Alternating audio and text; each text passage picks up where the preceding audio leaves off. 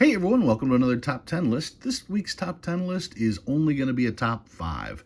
I don't have that many of these, and the ones that I do have, they're kind of biggies. So I decided, well, since there's only 5 of them, let's put them together. These are my top 5 obsoletes and why. I do have a bunch of obsoletes that are $3 bills. I've got counterfeit obsoletes. I've got all kinds of random obsoletes that I've gotten in the past, but these 5, these are the good ones. All right, so let's get started. Starting off, number 5. This is my Kenosha, Wisconsin $2 savings and exchange bank of R. Wells, and it's also listed as Grand Rapids, Michigan. Now, I'm assuming that means, since it's an exchange bank, that these were exchanged between Kenosha and Grand Rapids, Michigan. Why would that happen, you might want to know? Well, because they're both on Lake Michigan, if I recall. And if that's the case, they could do all kinds of trading via ship across Lake Michigan, and therefore you would see these savings and exchange banks. I don't know that 100%. That's the theory I'm going on as to why Grand Rapids, Michigan and Kenosha, Wisconsin would both be featured on the same note. You can see it does say Wisconsin here, and if we look at the fine print, it does say Kenosha. And when we check the other side here, it will say Grand Rapids, Michigan. So they are both listed on here, and I'm assuming that's the exchange part of the exchange bank, so that these two cities were able to exchange goods and services. Being that I live in Kenosha, Wisconsin, this is the only obsolete I own from Kenosha, Wisconsin. That's cool. All right, so that's number 5 this week. Number 4, I have a couple notes from Detroit, Michigan. You can see here it says Detroit. I have the $1 note and I have the $2 note. The $2 note, check out that. It's the Indian hunting the bison there. Just a fantastic artwork on there. And then we have the pair of elk on the shield. We got the babies. These were unusual notes because of how they were written. You would think that you would spend the note, but actually you were supposed to cut the note, and one half would be the receipt and the other half would be spending, and you'd match the numbers when you redeemed them. And it even says on here the percentage of the bill that would equal each particular note. So trying to go through all this is a little bit more tricky, but what a fascinating note like that. I mean, here, I'll put it up here, so if you want to try to read exactly how they broke everything up, you can. I have an uncut sheet of these, but these were the notes that I had individually before I found the uncut sheet. It's just so cool to have the complete sheet like that, and to see how thin these notes actually are. When you get the sheet of paper, it's like parchment paper. It's so thin. But the bright red on here and the fantastic engravings on here, this one is easily number 4 on my list. Number 3, I have the Bank of Singapore. This was also from Michigan, and some of you may be wondering, how come you never heard of the city of Singapore?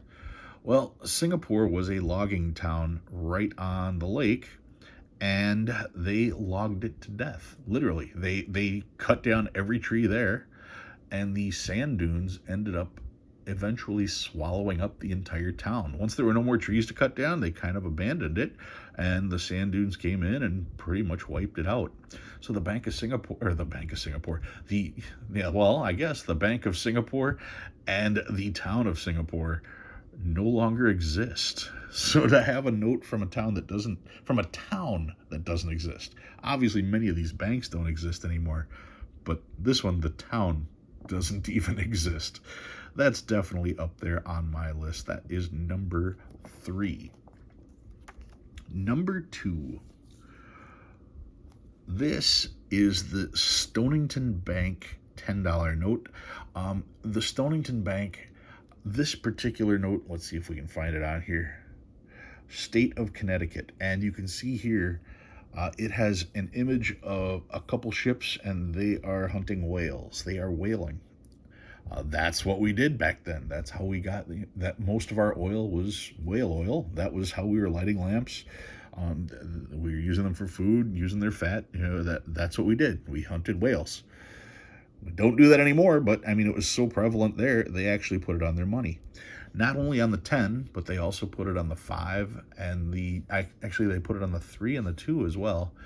And these notes are so prominent that on my book of obsolete currency, one of the Stonington Bank notes is on the cover.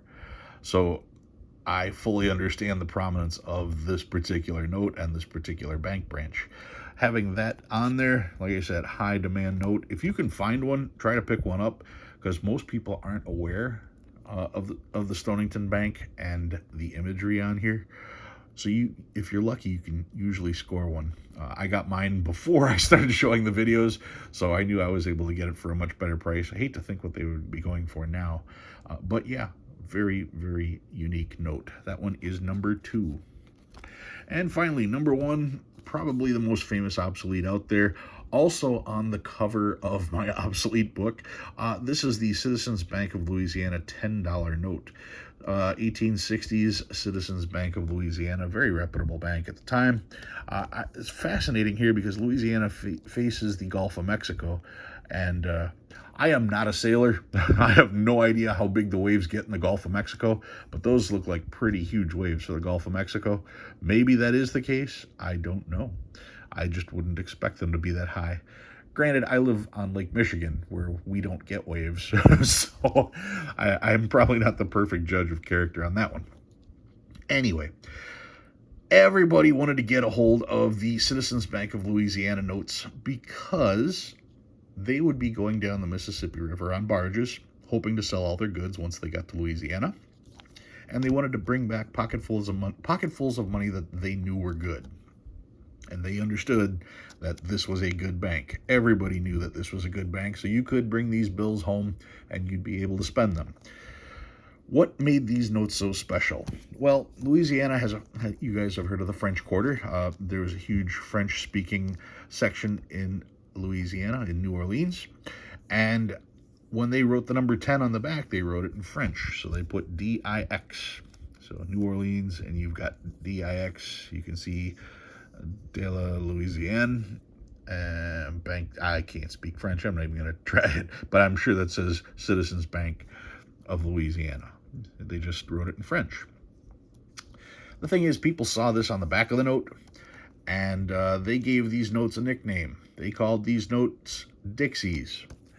And where do you go to get Dixies? Well, Dixies come from Dixieland. Yes, this note is why the South is called Dixieland. There's all kinds of other rumors. There's the Mason-Dixon line, but no, nobody called Dixon Dixie.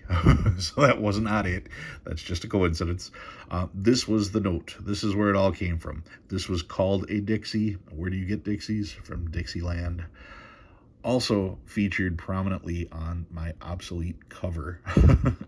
So yeah, when it comes to obsolete notes, there aren't many of these. I was talking with some of my friends. I was talking with Dustin Whitty especially, and Dustin was saying, oh yeah, I see 3 or 4 of them in places around here.